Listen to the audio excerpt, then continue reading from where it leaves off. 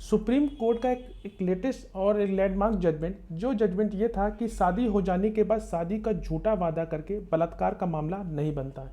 यह जजमेंट जनवरी महीने का था और ये एक बहुत ही महत्वपूर्ण जजमेंट था, जहां सुप्रीम कोर्ट ने कहा कि शादी के बहाने 25 वर्षीय महिला से बलात्कार करने के आरोपी यानी कि जो अपीलकर्ता के खिलाफ जो अपराधी है मामला, उसको रद्द करते हुए कहा कि सहमति से संबंध बनाया गया था जो कि शादी में परिणित हुआ था। इस प्रकार अदालत को इस आरोप का कोई भी आधार नहीं मिला जो कि शारीरिक संबंध शादी के झूठे वादे के कारण था, क्योंकि अंततः शादी संपन्न हुई थी।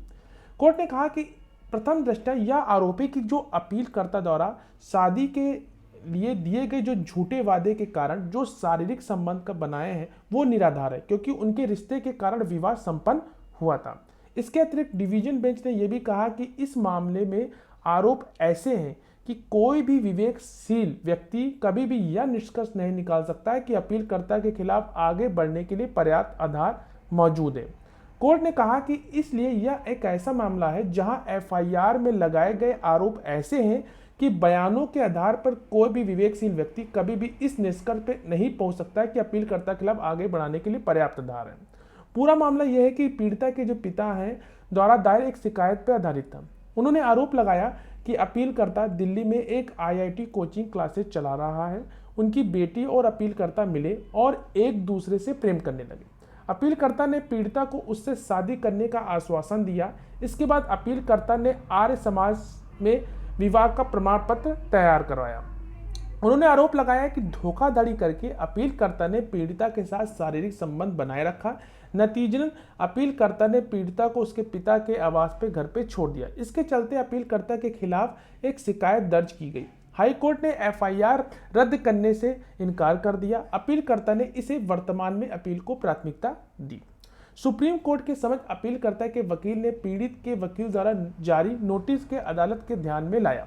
नोटिस में पीड़िता ने स्वीकार किया कि उसके और अपीलकर्ता के बीच विवाह हुआ था और इसके विपरीत प्रतिवादी ने अपेक्षित निर्णय का समर्थन किया।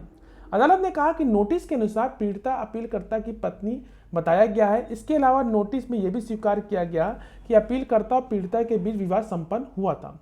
और प्रशासनिक रूप से नोटिस में यह भी आरोप लगाया गया कि जो अपीलकर्ता ने पीड़िता को वैवाहिक घर से इस आधार पर भगा दिया कि उसके पिता 50 रुपए यानी कि 50 लाख रुपए की राशि चाहते थे। इस प्रकार नोटिस द्वारा पीड़िता ने अपीलकर्ता के तलाक की व्यवस्था का आह्वान किया।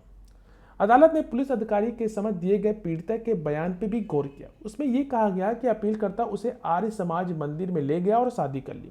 इन तथ्यों और परिस्थितियों को ध्यान में रखते हुए न्यायालय ने माना कि अपीलकर्ता और पीड़िता के बीच का जो संबंध है वह सहमति से बना संबंध था जो कि विवाह में परिणित हुआ था। इस प्रकार अदालत ने अपीलकर्ता की अपील को स्वीकार कर ली और जो एफआईआर थी उसको रद्द कर दी।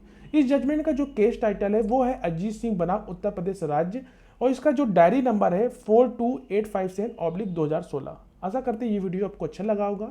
मिलते हैं एक नेक्स्ट वीडियो, तब तक के लिए धन्यवाद।